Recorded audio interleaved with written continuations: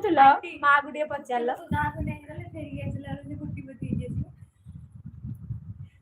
ତ 100 ଟଙ୍କା ଅଧିକ 200 ଟଙ୍କା ଅଧିକ ଯାଉଛି କମି ଯାଉଛି ଭାଇ ମା କହୁଛନ୍ତି 200 ଟଙ୍କା କମି ଯାଉଛି ନା ଅଧିକା ହେଇଯାଉଛି କହୁଛନ୍ତି ବଳିବ ଯୋଗ୍ୟତା ଦେଖିକି ହାତ ଖର୍ଚ୍ଚ ତତେ ହାଣିବି ମାମା ଏଇଠୁ ପଳା ନହେଲେ ସାଇଜ ଦେଖିକି ହାତ ଖର୍ଚ୍ଚ ଲିଙ୍କି ତମେ ମୋ ଭିଡିଓ ଦେଖିଛ ସେଟା ରିଙ୍ଗ ସେରେମନି ଭିଡିଓ ହଁ ମୁଁ ଦେଖିଛି ମା ଦେଖିଛନ୍ତି ମା ଦେଖିଛ ସାଇଜ ଦେଖିକି ହାତ ଖର୍ଚ୍ଚ ଭାଇ ତୁ କହେ ଭାଉଜକୁ ପଚାରିଛୁ ଦଉଛି ତା ଉପରେ ମାମା ଟି ସେଟା ଉଠେଇ ସେ ଉପରେ ଥୋଇଦେଲୁ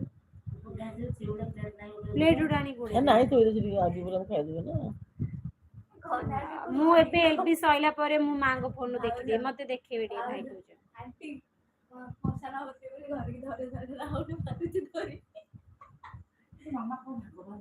ଆରେ ମୁଁ କଲି ହାଇଦ୍ରାବାଦ କୁ ଆସିଲି ମୋ ମା ମତେ 100 ଟଙ୍କା ଦେଇଥିଲା ହେଲା ସେ ହାଇଦ୍ରାବାଦ ଯାଇପାରିଲେନି ତମେ 100 ଟଙ୍କା ନେଇକି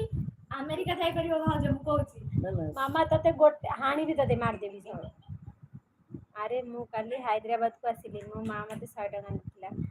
ଭାଇ ସେ 100 ଟଙ୍କା ଟା ସେ ଖୁସିରେ ଦେଲେ ଆପଣଙ୍କ ପାଖରେ ପଇସା ଅଛି ସେ ଜାଣିଛନ୍ତି ମା ବୋଲି ସେ ଖୁସିରେ ଦେଲେ ଆମ ମା ଦେଖୁନ ଆମ ସାଙ୍ଗରେ କେମିତି ମଜା କରୁଛନ୍ତି ଯାହା ପଇସା ସବୁ ମତେ ଦେଲେ ମୋ ପାଖରେ ମୁଁ ରଖିଲି ସେମାନେ ଗୋଟେ ଟଙ୍କା ରଖନ୍ତିନି କି ଶୁଣିଲ ତ ଆମେ କେମିତି 100 ଟଙ୍କା ନେଇଯିବୁ ଭାଇ ଯାହା ଆଣୁଛନ୍ତି ତାଙ୍କ ପଇସା ସେ ରଖୁଛନ୍ତି ଭାଉଜଙ୍କୁ ପର୍ସନାଲ ଖର୍ଚ୍ଚ କରିବା ଦଉଛନ୍ତି ଘର କଥା ବୁଝୁଛନ୍ତି ସେଥିପାଇଁ ମା ତାଙ୍କୁ ଗୋଟେ ପୁଅଟେ ଯାହା ହେଲେ ପୁଅ ପାଖରେ ଯେତେ ଥିଲେ ବି ମା ମନ ବୁଝିବନି ହେଲା ତୁ ସେ ଲେବୁଲକୁ ଯା ଜାଣିବୁ ମୁଁ ଜାଣିଛି ବା ଆମେ ତ ଜାଣିଲୁ ମାଙ୍କୁ ଦେଲୁ ହେଲା ସେଥିପାଇଁ କହୁଛନ୍ତି 100 ଟଙ୍କା ଦେବେ ମାଉସୀ ଠିକ କହୁଛନ୍ତି ତମକୁ ଏମିତି ଛେଚିବେ ନା ପୁରା ଝୋଳ ବାହାର କରିଦେବେ ମୋ ଭାଉଜ କହୁଛନ୍ତି କାହିଁକି ଦଉଛ ତାକୁ ପଇସା ମା କହୁଛନ୍ତି ଯଦି ମୁଁ ରଖିବି କାହା ପାଇଁ ରଖିବି ଆମର ମୋର ଆଉ କିଏ ଅଛି କି ଖାଲି ମା କହୁଛନ୍ତି ଯଦି ମୁଁ ରଖିବି କାହା ପାଇଁ ତମ ମାନଙ୍କ ପାଇଁ ନା ଆଉ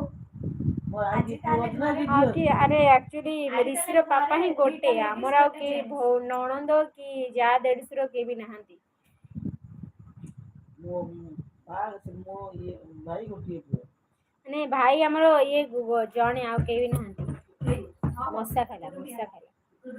ମୋ ଭାଉଜ କହୁଛନ୍ତି କାହିଁକି ଦଉଛ ତାକୁ ପଇସା ହଁ ଭାଉଜ ମାନେ ତ ମଜା କରନ୍ତି ଆଉ କଣ କରିବା ସତରେ ସେ 100 ଟଙ୍କା କୋଉ 1,00,000 ଟଙ୍କା କାମ ନୁହେଁ ହଁ ଲୋ ଭାଇ ସେଇଟା ତ ଠିକ କଥା କହିଛ ଆମର ବଡ ଫ୍ୟାମିଲି ହଁ ଆଚ୍ଛା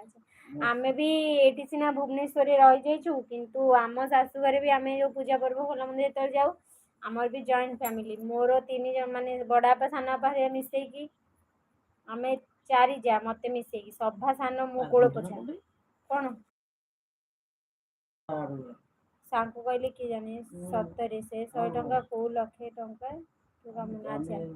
ଆମର ବଡ ଫ୍ୟାମିଲି 20 ଜଣ ଏ ଯେ ମା ରୁ 20 ଜଣ ମାନେ ସବୁ ଏବେ ସେମିତି ଜଏଣ୍ଟ ରେ ସବୁ ରୋଷେଇ ବାସ ବି ଗୋଟେ ଜାଗାରେ ନା ନା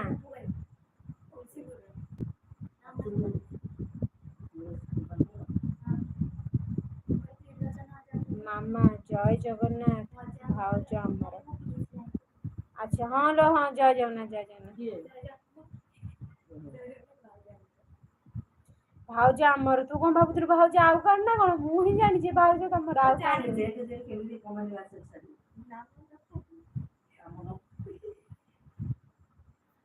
ଏଠି ମାମାକୁ ଏମିତି ଛେଚିବି ନା ର ସନ୍ତୋଷ ଏଇଠି ଆସିଲ କୋଉଠି ଅଛ ମାମା ଗୋଟେ ମିଶିକି ଛେଚିଦବା ଡେଲି ଆମର 3 କେଜି ଆଳୁ ଯାଉଛି ତମର ଡେଲି 3 କିଲୋ ଆଳୁ ଯାଉଛି ମା ପଚାରିଲେ ଚାଉଳ ଡେଲି କେତେ ଯାଉଛି ହାତ ପାଇବ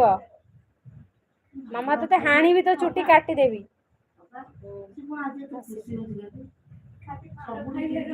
ମା ଭାଇ ଘର ଗ୍ୟାସ୍ 8 ଦିନରେ ଗୋଟେ ଚାଉଳ କେତେ କିଲୋ ରୋଷେଇ ହଉଛି ମା କହିଲି ଚାଉଳ କେତେ ରୋଷେଇ ହଉଛି ଆଗ କହିଲ 10 ଦିନରେ ଗୋଟେ ବସ୍ତା ଇଏ ହଉଛି କଥା ଅଛି ଆଉ 8 ଦିନ ହେଲେ ଗୋଟେ ଗ୍ୟାସ୍ ହଉ ପପୁ ଭାଇ ତ ଆମର ବଡଲୋକିଆ ଲୋକ ଆଉ ସେଥିରେ କଣ ଅଛି 2 ଦିନ କି ଥରେ ଗୋଟେ ଗ୍ୟାସ୍ ସରିଲେ ବି ଚିନ୍ତା ନାହିଁ